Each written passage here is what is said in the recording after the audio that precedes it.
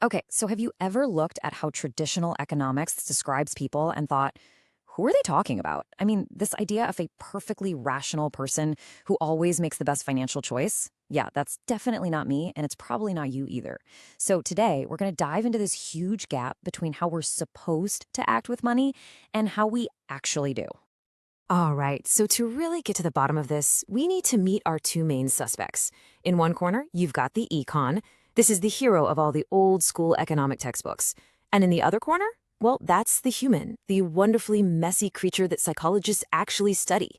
And trust me, these two are practically different species. So let's break this down. The econ is basically a robot. It's perfectly rational, always acts in its own self-interest, and its preferences are set in stone. It's like a calculator, right? But then there's us, humans. We are not that. We're not always rational. We do nice things for other people, and our tastes, they change all the time. I mean, what you wanted for lunch yesterday is probably not what you want today. And that single difference right there is the key to this whole thing. So this huge gap between the econ and the human, it creates some really fascinating puzzles. Puzzles that, frankly, the old economic theories just couldn't crack. So let's dig into one of the biggest mysteries of them all. Okay, let me introduce you to Anthony and Betty. Now, they're both given the exact same choice. They can either walk away with a guaranteed $2 million, no strings attached, or they can take a 50-50 gamble. Heads, they get 4 million. Tails, they only get 1 million. Now, classic economic theory, the econ theory, says, hey, the final outcomes are identical, so they should make the same choice. Simple, right? But do they? Well, here's the twist. It's all about where they started. See, Anthony begins with $1 million.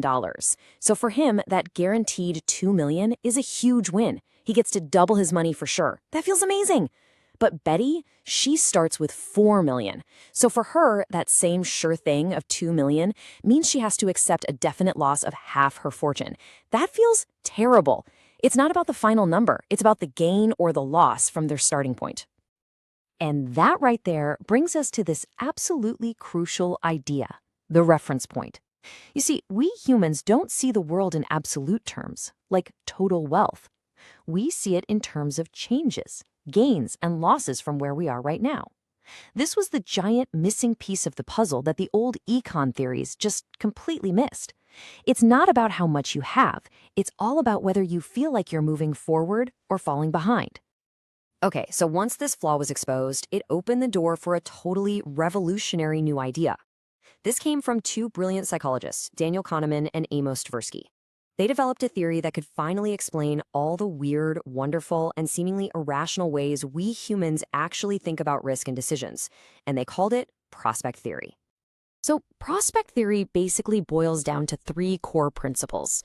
First, you've got that reference point we just talked about. Everything is judged as a gain or a loss. Second is this idea of diminishing sensitivity. Think about it. The joy of finding $10 feels way bigger than the extra joy of finding $110 instead of 100. The further you get from your starting point, the less each dollar matters. And the third, and this one is the real game changer, is something called loss aversion. This quote says it all. Losses loom larger than gains. Seriously, if you remember one thing from this whole explainer, make it this. The psychological sting of a loss is roughly twice as powerful as the pleasure you get from an equivalent gain. This one simple idea explains so much of our weird economic behavior. All right, let's put this to the test. Let's make a bet. I'm going to flip a coin. If it's tails, you have to give me $100. Now, my question to you is, what's the absolute minimum amount you'd have to win on heads to even be willing to take that bet? Seriously, think of a number. Would $100 be enough to make it worth the risk? So what number did you come up with? For most people, the answer isn't $100. It's usually somewhere around $200. We need the potential prize to be about double the potential loss just to get us to the table. That gut feeling you just had, that hesitation, that is loss aversion. The dread of losing that $100 is just way, way more intense than the excitement of winning the same amount. Okay, so what happens when you put all these pieces together? The reference point, diminishing sensitivity, and especially loss aversion. Well, you get something incredible, a kind of map for our decision-making. It's called the fourfold pattern, and it's shockingly good at predicting when we'll gamble and when we'll play it safe. This chart is amazing. It solves that old puzzle. Why would the same person buy a lottery ticket and insurance? It seems contradictory, right? Well, look at the right side. When there's a low probability of a huge gain, like the lottery, we get hopeful and become risk-seeking. But when there's a low probability of a huge loss, like your house burning down, we get fearful and become risk-averse. We buy insurance. Now, here's the really interesting part. Look at the bottom left. When we're facing a high probability of a big loss, we suddenly become risk-seeking. We're so desperate to avoid that loss that we'll roll the dice on a long shot. This is why someone with a really bad legal case might reject a plea bargain and take their chances in court. But look, this isn't just about big things like lawsuits or winning the lottery. These mental glitches are baked into our everyday lives. And there's a super famous experiment with something as simple as a coffee mug that shows this perfectly. So the story goes, there was this professor who was a big-time wine expert. He knew his stuff, and he said he would never, ever pay more than $35 for a certain type of wine bottle. But when you asked him to sell one of those exact same bottles from his own collection, suddenly he wouldn't let it go for less than $100.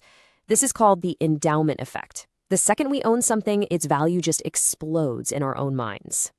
And they tested this for real in a classic experiment. They split a room in two. One half got a free coffee mug. They became the sellers. The other half, the buyers, got nothing. Now get this. The sellers, on average, refused to sell their mug for less than $7.12. But the buyers? They were only willing to pay $2.87 for the exact same mug. That is a massive gap. Just by owning the mug, its value more than doubled in their eyes. So what's going on here? It's not about logic. It's pure emotion. For the people who owned the mug, giving it up felt like a loss. And what have we learned? Losses hurt way more than gains feel good. The pain of parting with that mug was just so much stronger than the pleasure a buyer would get from acquiring it. It all comes back to loss aversion. So at the end of the day, we are not econs. We are humans. And that means we are predictably irrational. We overvalue what we already have, and we are wired to fear losses about twice as much as we enjoy gains. Honestly, just knowing this is like getting a user manual for your own brain.